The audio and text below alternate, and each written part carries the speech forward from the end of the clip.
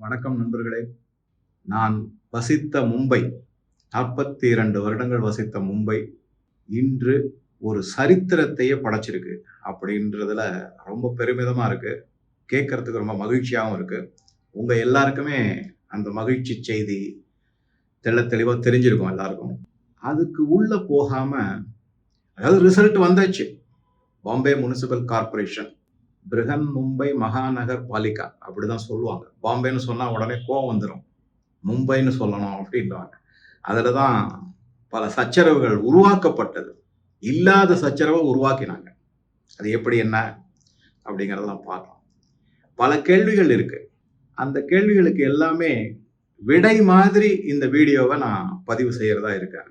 என்ன அப்படின்னா, கிட்டத்தட்ட 25-30 ஆண்டுகள் சிவசேனா அப்படின்னு சொல்றதை விட தாக்கரே ஃபேமிலி அவங்க இந்த பிருகன் மும்பை மகாநகர் பாலிகா என்று சொல்லக்கூடிய முனிசிபல் கார்பரேஷன் ஆஃப் மும்பை அதை ஆண்டுகிட்டு இருந்தாங்க.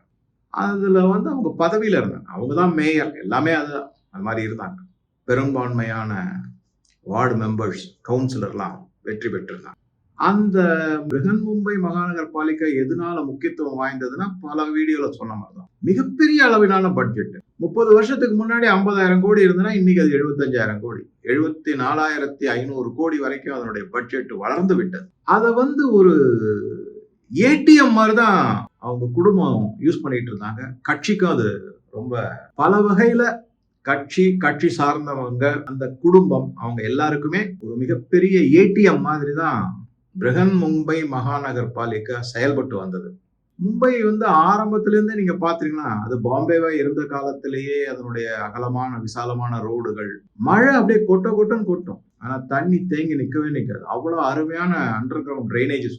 எலக்ட்ரிசிட்டியை பத்தி நான் சொல்லியிருக்கேன். அது ஒரு ஐலண்டட் சிட்டி மாதிரி தனித்துவமான மின்சாரம் பகிர்வு செய்யக்கூடிய ஒரு சிட்டியாக அதை வச்சிருந்தாங்க. நகரமாக மாற்றி அமைச்சிருந்தாங்க. அதை பஸ் வசதி அப்படின்னு பார்க்கும்போது அதை அந்த பாம்பே முனிசிபல் கார்பரேஷன் தான் நடத்திக்கிட்டு இருக்காங்க ஆதி காலத்துல இருந்து. BEST, Bombay electricity supply and transport corporation. எலக்ட்ரிசிட்டியும் லோக்கல் பஸ்ஸும் அவங்க தான் பெஸ்ட்னே இருந்தது, நல்லாவே இருந்தது. காலப்போக்கில் கொஞ்சம் கொஞ்சமா அதனுடைய தரங்கள்லாம் குறைந்தது, ரோடுடைய தரம் குறைந்தது, பாம்பேல மழை பெய்ஞ்சா தண்ணி தேங்க ஆரம்பிச்சது, குடிநீர் வசதிகளுடைய பிரச்சனைகள்லாம் அதிகமாக ஆரம்பிச்சது, எலக்ட்ரிசிட்டியே அவுட்டேஜ் ஆக ஆரம்பிச்சது, இதெல்லாம் வர ஆரம்பிச்சது. அப்ப இதெல்லாம் யாருடைய செயல்பாட்டுல? ஏது நீங்க உடனே கேட்கலாம், சார் மின்சாரம் மாநில அரசு சார்ந்ததை கிடையாது. ஏன்னா மும்பை நகரத்தை பொறுத்த வரைக்கும் அது பிஎஸ்இஎஸ் அப்படின்னு இருந்தது. அதாவது முனிசிபாலிட்டியை சார்ந்துதான் இருந்தது. அவங்கதான் அதை நடத்திக்கிட்டு, அதனாலதான் பட்ஜெட்டும் மிக அதிக அளவுல இருந்தது. ஸோ இதெல்லாம் இருந்து கொஞ்சம் கொஞ்சமா அதனுடைய தரங்கள்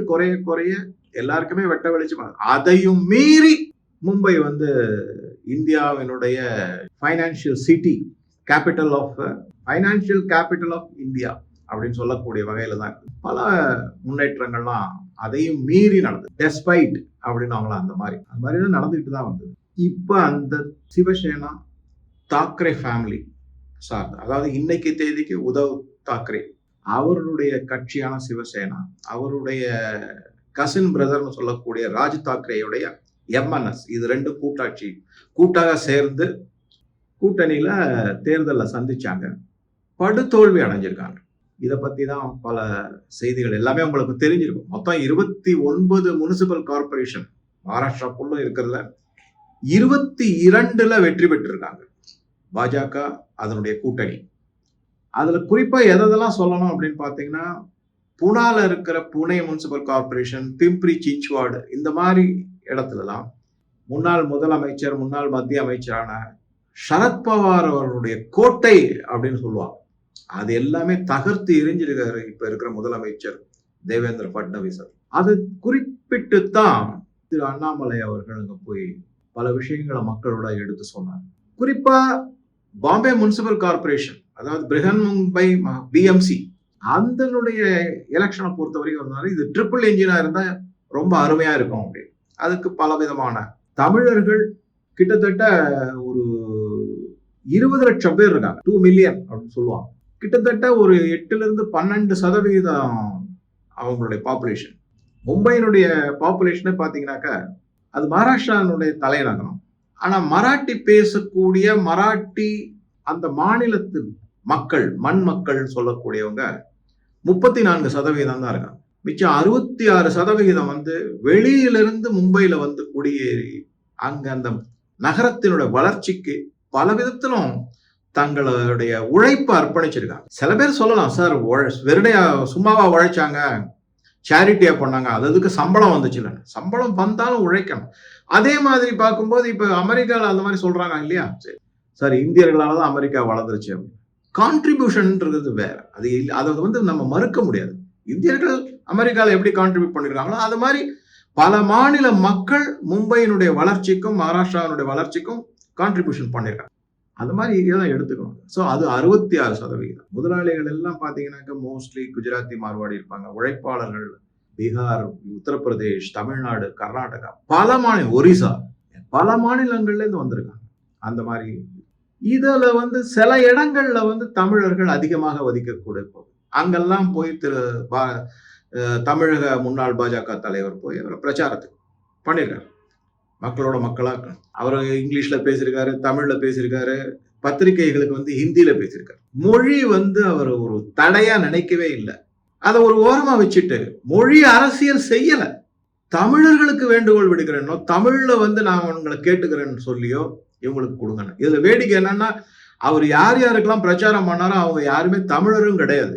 எல்லாருமே வந்து தமிழர்கள் அல்லாதவர்களுக்கு தான் அவர் பிரச்சாரம் பண்ணிருக்காரு. அப்ப மொழி அரசியல் எங்கேருந்து வருது? உருவாக்கப்பட்டது. தமிழ்நாட்டிலேயும் மொழி அரசியல் செய்யறாங்க, மகாராஷ்டிராலையும் மொழி அரசியல் செய்யறாங்க. இதை எப்படி நம்ம பார்க்கலாம் அப்படின்னா, இந்த மொழி அரசியலை பத்தி ஒரு சில விஷயங்களை மட்டும் பேசிட்டு அடுத்ததுக்கு போகலாம். அதாவது சமீபத்துல அண்ணாமலை ஒரு முக்கியமான விஷயத்த தமிழ்நாட்டில் சொல்லியிருக்காரு. அது என்ன அப்படின்னா, முதல்வருக்கு அருவருப்பாக இல்லையா, காலாவதியான மதுவை விற்பதனால் பாதிக்கப்படுவது முதல்வர் ஸ்டாலினோ அவர் குடும்பமும் அல்ல. அப்படியாவது பைசா சம்பாதிக்கணும். இந்த மாதிரி காலாவதியான மதுவுக்கு மேல ஸ்டிக்கரை எடுத்து வேற ஸ்டிக்கரை புதுசா ஒட்டிட்டு அது காலாவதி ஆகல அப்படிங்கிற எக்ஸ்பைரி டேட்டை மாத்திட்டு மக்கள் உயிருக்கு பணயம் வைத்து அந்த மதுவை இந்த அரசு விற்று பணம் சம்பாதிக்க வேண்டுமா அப்படின்னு ஒரு கேள்வியை வச்சார். உடனே என்ன பண்ணிட்டாங்க, நம்மளாலதான் என்ன நேர்மறையா யோசிக்கிறவங்க என்ன செய்யும், இப்படி ஒரு மோசமான நிகழ்வு செஞ்சிருக்காங்க, நம்மள கண்டிச்சிருக்கு அப்படி. உடனே அந்த பத்திரிகை எப்படி திரிச்சு செய்யறாங்கப்பா, இதுதான் ட்விஸ்டிங் தி ஸ்டோரிங்கிறது. என்ன சொல்லிட்டாங்கன்னா, அண்ணாமலை அவர்கள் காலாவதியான மதுவை தான் குடிக்க வேணாங்கிறாரு, நல்ல மதுவை குடிக்கலாங்கிறாரு. அப்ப எல்லாரையும் டாஸ்மாக் போக சொல்றாரா அப்படிங்கிற மாதிரி தான் பேசுறாங்க. இது வந்து இந்த பத்திரிகைகளையோ இல்ல இந்த மாதிரி சமூக ஊடகங்கள்ல வேண்டுமென்றே திருசமன்னு சொல்லுவாங்களா, அந்த மாதிரி ஒரு கேடுகட்டத்தனமா இந்த மாதிரி மாற்றி பரப்புரைய செய்யறவங்கள என்ன சொல்றது. அந்த மாதிரிதான் மும்பையை பொறுத்த வரைக்கும் தன்னுடைய பிரச்சாரத்தின் போது ஒரு வார்த்தையை சொன்னார். அவர் என்ன சொன்னாரு, Bombay is not city of Maharashtra and international city அப்படின்னு சொன்னார். இதுல என்ன தவறு, இங்கிலீஷ்ல சொன்னார். அதுல என்ன தவறு? இப்ப பாருங்க, அது என்ன பண்ணிட்டாங்க, மும்பை வந்து மகாராஷ்டிராக்கு இல்லாட்டா வேற யாருக்கு அப்படின்னு அது ஒரு பிரச்சனை ஆகிட்டாங்க. மும்பை பிலாங்ஸ் டு மராட்டி, மராத்தி மொழி தான் முக்கியம், மராட்டி மக்கள் தான் முக்கியம், மராட்டி மானுஸ் அப்படின்னு இந்த பிளாட்ஃபார்ம் தான் பல நாட்களாக சிவசேனா கையில் எடுத்து 1995 வாக்குல பாலாசாஹிப் தாக்கரே யார் இந்த சிவசேனாவை உருவாக்கினாரோ அவரே அந்த இதை கைவிட்டுட்டு, அதாவது தமிழர்களுக்கு எதிராக நடவடிக்கை செய்வது, வடநாட்டினருக்கு எதிராக நடவடிக்கை செய்வது, இதை எல்லாத்தையும் கைவிட்டுட்டு அவர் இந்துத்துவாவை தான் காப்பாற்றணும், இந்துக்களை காப்பாற்ற வேண்டும்ங்கிற பிளாட்ஃபார்ம் எடுத்தார். அதுலதான் அவர் இறங்கினார். அதுக்கப்புறம் கம்ப்ளீட்டா மாறி போயிடுச்சு, அவருடைய கொள்கையே மாற்றம் அடைந்தது. இதுக்கு பின்னாடி பல ஸ்டோரி இருக்கு. நான் 2-3 வீடியோல உங்களுக்கு எல்லாம் ஃபுல் டீடைல சொல்லியிருக்கேன். முன்னாடி மகாராஷ்டிராவை பத்தியோ இல்ல சிவசேனா எப்படி வந்தது அப்படிங்கறத பத்தி இல்லாம நம்ம நிறைய பேசிருக்கோம். மொழி அரசியலை கையில் எடுத்தாங்க. யார் எடுத்தாருன்னா, சிவசேனாவிலிருந்து பிரிந்து வந்து தனியா கட்சி ஆரம்பித்த மகாராஷ்டிரா நவ நிர்மான் சேனா, MNS சொல்லக்கூடிய கட்சியை ஆரம்பித்த ஸ்தாபித்த ராஜ் தாக்கரே அவர் உடனே என்ன பண்ணிட்டாரு, பொதுக்கூட்டம், பெரிய கூட்டம், மிகப்பெரிய கூட்டம். அந்த பொதுக்கூட்டத்துல நான் கூட ஒரு நிமிஷம் இவ்வளவு கூட்டமா வரும் அப்படின்னு. ஏன்னா இந்த ராஜ் தாக்கரேயும் உத்தவ் தாக்கரேயும் ஒன்னா சேர்ந்துட்டாங்க. அவங்க 2 பேரும் தனித்தனி கட்சி. ஒண்ணு வந்து சிவசேனா அப்படிங்கிற கட்சி இருந்தது. பால் தாக்கரே தன்னுடைய கடைசி காலத்துல உத்தவ் தாக்கரேக்கு வந்து பிரசிடென்டா அந்த பார்ட்டியை கொடுத்துட்டாரு. ராஜ் தாக்கரே தான் வருவான்னு கேடர் மக்கள் எல்லாருமே நம்பிக்கிட்டு இருந்தாங்க. அந்த எண்ணத்துல மண் அள்ளி போடப்பட்டது. இவர் வெளியே ஒதுக்கப்பட்டார். அதனால அவர் வீட்டை விட்டு வெளியே வந்தாரு. தனியாவே கட்சி ஆரம்பிச்சாரு. 2 பேரும் எதிரினா அப்படி ஒரு எதிரி மாதிரி தான் இருந்தாங்க. அப்பேற்பட்ட எதிரிகள் இன்னைக்கு ஒன்னா சேர்ந்துட்டாங்க. சரி, ஒன்னா சேர்ந்துட்டாங்க. இதுக்கு பின்னாடி நிறைய கதைகள்லாம் இருக்கு. ஒரு ஸ்ட்ராட்டஜின்னு சொல்லக்கூடிய இதெல்லாம் இருக்கு. நிறைய பிளான், பியூட்டிஃபுல் பிளான் அப்படின்னு தான் சொல்லணும். நான் அந்த ஆங்கிள் பாக்குறேன். சரி, முதல்ல இந்த மொழி என்ன எப்படி எடுத்தாங்கன்னா, ராஜ் தாக்கரே எந்தெந்த மாதிரிலாம் சொன்னார். மராட்டி மானுஸ், அதாவது மராட்டியர்களுக்கும் மராட்டி மொழியையும் யாரு காப்பாத்துறது, அதை மேன்மையடைய செய்வது, அந்த மாதிரி இருக்கிறவங்களுக்கு தான் நான் ஆதரவு கொடுப்பேன் அப்படின்னு சொல்லிட்டு, நான் ட்ரம்ப்புக்கே ஆதரவு கொடுப்பேன் அப்படின்னு ஒரு பேட்டியில சொல்லியிருக்காரு. அது ஒரு என்டிடிவியினுடைய பேட்டியில தான் அவர் பேசினார். அதை நான் பார்த்தேன். ஆக்சுவலா நான் டொனால்டு ட்ரம்ப் அமெரிக்க அதிபருக்கு கூட நான் அவர் மராட்டி மனிதர்களுக்காக என்ன செஞ்சாலும், மராட்டி மொழியை மேம்படுத்துவதற்காக ஏதாவது உதவி செய்தால் அவருக்கு என்னுடைய ஆதரவு கொடுப்பேன் அப்படின்னு. அமெரிக்கா ட்ரம்ப் இந்தியாவே அவருக்கு துச்சம். அதுல ஒரு மகாராஷ்டிராக்குள்ளேயே இருக்கிற ஒரு சின்ன பார்ட்டி, பொலிட்டிக்கல் பார்ட்டி, அதனுடைய தலைவர் இந்த ராஜ்தானி. இவர் சொல்றதை கேட்க போறாரு. சிறுபிள்ளைத்தனமானது, நகைப்பிற்கு இடமானது, இந்த மாதிரி பிஹேவ் பண்ணார். சரி, ட்ரம்ப் ஆதரிக்கிறேன்னு சொன்னாரு. அப்புறம் மராட்டி நாங்கெல்லாம் மராட்டி மனிதர்கள் அப்படின்னு சொல்றாரு. இவருடைய பேக்ரவுண்ட் என்ன அப்படின்னு கொஞ்சம் போய் நீங்கெல்லாம் சர்ச் பண்ணி பாருங்க. பாலாசாஹிப் தாக்கரேயோ இல்ல அவருடைய குடும்பத்தாரோ எங்க இருந்து வந்தாங்க, எப்படி வந்தாங்க அப்படிங்கிற, இவங்களுடைய பூர்வீகமே பீகார் அப்படிங்கிறாங்க. அதுக்கான பேப்பர் கட்டிங்லாம் உங்களுக்கு காமிக்கிறேன். இல்ல, ட்ரம்ப் பத்தி ராஜ் தாக்கரே பேசுறது, அவங்களுடைய பூர்வீகம் எது, எல்லாத்தையும் உங்களுக்கு காமிக்கிறேன். இவங்களுடைய பூர்வீகம் ஒரு 3 தலைவர். இந்த பாலாசாஹிப் தாக்கரேனுடைய தாத்தா காலத்துலதான் அவங்க பீகார்ல இருந்து குடிபெயர்ந்து மகாராஷ்டிரால செட்டில் ஆயிருக்காங்க. பாம்பேல செட்டில் ஆயிருக்காங்க. அப்ப இருந்த பாம்பே. இவங்களை எப்படி நான் மண்ணின் மைந்தன், நான் தான் மகாராஷ்டிரியன், என்னுடைய தாய்மொழி மராட்டி. இவங்க தாய்மொழி மராட்டியே கிடையாது. இவங்க பூர்வீகமா மும்பை. இப்ப ஒண்ணு இல்ல, 5000 ஆண்டுக்கு முன்னாடி வந்த கைபர் போலான் கலவாயை இன்னும் சொல்லிட்டு இருக்காங்க. அப்ப 200 வருஷத்துக்கு, ஒரு 150 வருஷத்துக்கு முன்னாடி வந்தவங்களை சொல்ல மாட்டேங்கிறீங்க. அவங்க எல்லாம் அந்த மண்ணின் மைந்தர்கள் ஆயிடுவாங்களா, பூர்வகுடிகள் ஆயிடுவாங்களா? பீகார்ல இருந்து வந்ததுக்கான ஆதாரங்கள் எல்லாமே இருக்கு.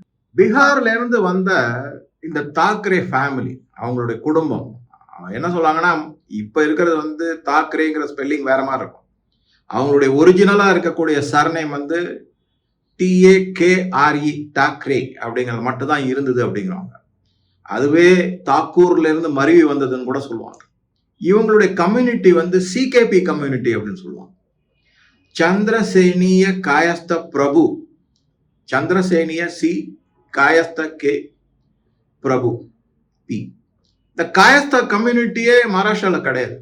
அது அங்கிருந்து வந்ததுதான். நார்த்ல இருந்து மகாராஷ்டிரா போன்ற நகரங்களுக்கு வந்ததுதான். அந்த CKP இனத்தை சேர்ந்தவர் அப்படிங்கிறது தான், அந்த ஜாதியோ இல்ல ஒரு குழுவோ அவங்கள சேர்ந்தவர் இந்த தாக்கரே கூட்டம். அவங்க பீகார்ல இருந்து இங்க வந்திருக்காங்கிறது தான் முக்கியமான செய்தி. அது சரி, இது தவிர என்ன பண்ணாருன்னா, இவர் இந்த ராஜ் தாக்கரே கண்ணாப்பின்னு அண்ணாமலை அவர்களை திட்டார். ஒரு பொது கூட்ட மேடையில தேர்தல், இந்த BMC தேர்தல் பிரச்சாரத்தின் போது, யார் இந்த அண்ணாமலை, தமிழ்நாட்டில இருந்து வந்திருக்கு, அதுல 2-3 தகாத வார்த்தை, படுவாயிடுவான்ங்கிற மாதிரிலாம் பேசிட்டார். அதை தவிர என்ன பண்ணிருக்காருன்னா, இந்த ரசமலாய் அப்படிங்கிற ஒரு வார்த்தை, யாரு, அதாவது இந்த மலை ரசமலை, அதை ஓசை நயத்தை வச்சு, யார் இந்த ரசமலாய், அவருக்கும் மகாராஷ்டிராவுக்கும் பாம்பேக்கும் என்ன சம்பந்தம், மும்பைக்கும் அவருக்கு என்ன சம்பந்தம், அப்படி இப்படின்னு கண்ணாப்பண்ணான்னு பேசு. சரி, ஓகே. இதுக்கு ஒருபடி மேல போய் இந்த சஞ்சய் ராவத்னு ஒருத்தர் இருக்காரு. அவரு இதை விட மொழி வெறி ஜாஸ்தி. அவர் என்ன பண்ணிட்டாருன்னா, இங்க காலை வச்சா காலை வெட்டணும். அண்ணாமலை சார் ஓப்பனா சேலஞ்ச் பண்ணிட்டார். நான் வரேன், இப்ப பாம்பேக்கு வருவேன், காலை வெட்டுறதா வெட்டிக்கங்க, பார்க்கலாம் யார் இது பண்ற, தைரியம் தான் வாங்க. இது என்னன்னா, வார்த்தை போற அப்படியே போய்கிட்டே தான் இருக்கும். இதுக்கு முடிவு கிடையாது. அதுக்கு முடிவை எது அமைஞ்சது அப்படின்னு பாத்தீங்கன்னா, மொழியை கையில எடுத்து அரசியல் செய்த இந்த தாக்கரே ஃபேமிலி எதனால தோத்தாங்க? மொழி அரசியல் தோற்று விட்டது. வளர்ச்சி திட்டங்களுக்கான அரசியல் தான் நடந்தது. இங்கிருந்து அண்ணாமலை அங்க போன போது அவர் என்ன சொன்னாரு? மும்பை அப்படிங்கிற, அந்த பாம்பே அப்படிங்கிற சிட்டி மகாராஷ்டிராவை மட்டும் அப்படின்னு சொல்லி அதை சிறுமைப்படுத்தாதீர்கள். இந்த மாநிலத்தை தாண்டி மற்ற மாநிலங்களின் எல்லையை தாண்டி, இந்திய எல்லையை தாண்டிய ஒரு பல நாடுகளில் உலகத்திலேயே சிறப்பான நகரம், அந்த அளவுக்கு அதற்கு பெருமை வாய்ந்தது இங்க இருக்கிற மக்கள் அந்த அளவுக்கு உழைக்கக்கூடியவர், அவர்கள் அதை பெருமைப்படக்கூடியவர் அப்படிங்கிற மீனிங்ல சொல்லிடு.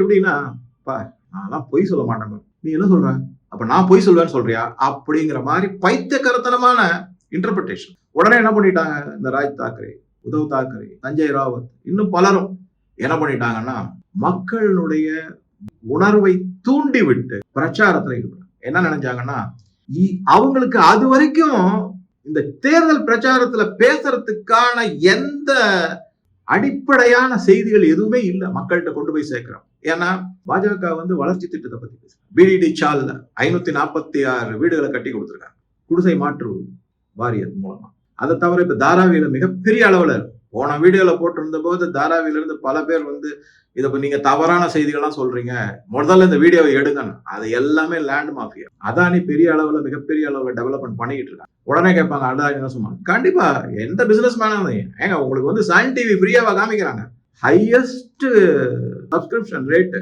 கிட்டத்தட்ட 20 ரூபாய் 22 ரூபாய் ஒரு மாசத்துக்கு ஃப்ரீயாவா காமிக்கிறாங்க. ஒண்ணு இல்ல, நடிகர் தன்னோட படத்துக்கு 150 ரூபாய் டிக்கெட் 1500 ரூபாய்க்கு விற்கிறாங்கிறாரு. அவரு ஊழல் ஒழிக்கிறாங்கிறாரு. அதை தவிர பிளாக்ல வர டிக்கெட் வித்துட்டு இருக்கு. இது ஒரு பக்கம் இருக்கட்டும். சோ இதுதான் முக்கியம். சோ அந்த மொழி அரசியலை கையில் எடுத்து செஞ்சாங்க. அவங்களுக்கு வேற வழியே கிடையாது. இந்த மாதிரி பாஜக வளர்ச்சி திட்டங்கள், கோஸ்டல் ரோடு போட்டிருக்காங்க, அடல் சேது கடல்ல பாலம் அமைத்து மும்பையினுடைய மெயின் சிட்டியையும் வெளியில இருக்கிற மகாராஷ்டிராவோட பல கிராமங்களையும் இணைச்சிருக்காங்க. போக்குவரத்து சிட்டிக்கு ரொம்ப ஈஸியாயிடும். மெட்ரோ மிகப்பெரிய அளவுல வந்துகிட்டு இருக்கு. பல லைன்கள் போடப்பட்டாச்சு ஆல்ரெடி. 1.5 கோடி மக்கள் வாழக்கூடிய இடம் அது. ஒரு நாள் கூட தண்ணீர் தட்டுப்பாடு கிடையாது. இந்த மாதிரி பல விஷயங்கள் இருக்கு. அந்த மாதிரி வளர்ச்சி திட்டங்களை மட்டுமே பேசிக்கிட்டு இருக்கும்போது இவங்க மொழி அரசியல், உள்ளூர்வாசிகள், வெளி மாநிலத்தவர், வடக்கான்கள், இங்க சொல்றாங்களா வடக்கான் எடு இங்க ஒரு இனத்தை பத்தி பேசுவாங்க, ஒரு மொழியை பத்தி பேசுவாங்க. மொழி பற்றுங்கிறது வேற, மொழி வெறிங்கிறது வேற. மொழியை ப்ரமோட் பண்றது வேற, மொழியை அரசியலாக்குறது வேற. இங்க இருக்கிறவங்களும் சரி, தமிழ்நாட்டில் இருக்கிறவங்களும் சரி, மும்பையில இருக்கிறவங்களும் சரி, மொழியை அரசியல் தான் ஆக்குனாங்களே தவிர அது வளர்ச்சிக்கு எந்த பெருசா எதுவும் செஞ்சதா தெரியவே இல்லை. இப்ப உத்தரப்பிரதேசத்துல பர்மனண்டா தமிழ் மொழி கற்றுக்கொள்ள வேண்டும் என்று பல ஸ்கூல்ல முன்னெடுத்து செஞ்சிருக்காங்க. இவரு என்ன ராஜ் தாக்கரே என்ன சொன்னாரு பாருங்க, அதாவது இந்த உள்குத்துங்கிறத நான் உங்களுக்கு இப்ப புரிய வைக்கிறேன். இப்ப முதல்ல இந்த அண்ணாமலை சார் விஷயத்தை முடிச்சுட்டு மற்ற விஷயத்துக்கு வந்துருவோம். என்ன பண்ணாங்க, அவரை பத்தி இது மாதிரிலாம் பேசினாங்க இல்லையா. கடைசியில என்ன ஆயிடுச்சு, அண்ணாமலை உறுதியா நிற்கிறார், நான் மும்மொழி கொள்கையில் உறுதியா இருக்கேன். தமிழ் தாய்மொழி, ஆங்கிலம் தொடர்பு மொழி, இந்திய மொழியான ஹிந்தியை நம்ம கத்துக்கணும், இல்ல மற்ற ஏதாவது மொழி. மும்மொழி கொள்கை. ஹிந்தி கத்துக்கிட்டா பல மாநிலங்கள்ல அது பேசு மொழியா இருக்கிறதுனால, பல மாநிலங்கள் அது பேசு மொழியா இல்லாவிட்டாலும் கூட ஹிந்தியால பொழைச்சிக்க முடியும். இந்தியால உங்களுடைய கம்யூனிகேஷன், மொழி என்பது ஒரு தொடர்பு தான், ஒருத்தருக்கு ஒருத்தர் இருக்கக்கூடிய கம்யூனிகேஷன். அந்த மாதிரி தான் அதை பத்தி பேசு. ஆக மகாராஷ்டிரால மொழி அரசியலை வச்சு அண்ணாமலையை ஒரு தூற்றுதல் வச்சு அதை ஒரு பெரிய ஊதி பெருசாக்கி ஒரு இஷ்யூவா மாத்தி தேர்தல் பிரச்சாரமா கொண்டு வந்தது. சுத்தமா மக்கள் உதாசீனப்படுத்தி நிராகரித்து விட்டார்கள். இதுதான் உண்மை. எப்படி சார் சொல்றீங்கன்னா, அவர் 3 இடத்துல இது பண்ணிட்டாரு. அவர் எந்தெந்த இடத்துல பண்ணாரோ அதுல யாருமே தமிழர்கள் கிடையாது. நான் போன வீடியோல அதை பத்தி விளக்கமா சொல்லியிருக்கேன் பேரெல்லாம். அந்த 3 இடத்திலையுமே பாஜகவினுடைய வேட்பாளர் வெற்றி பெற்றார். அப்ப எப்படி மொழியார், அவர்கள் தமிழர்கள் கிடையாது.